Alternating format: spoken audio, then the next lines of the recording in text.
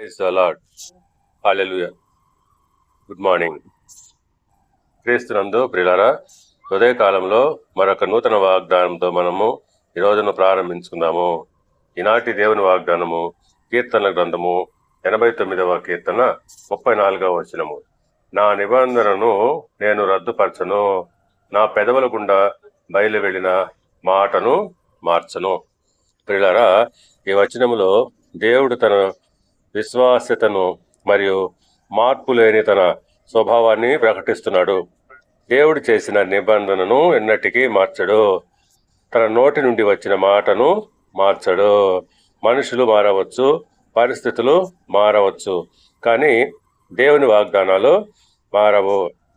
సంఖ్యాకాండము 23వ అధ్యాయము 19వ వచనం ప్రకారంగా దేవుడు అబద్ధమాడుటకు ఆయన మానవుడు కాడు, పశ్చాత్తాపపడుటకు ఆయన నరపుత్రుడు కాడు.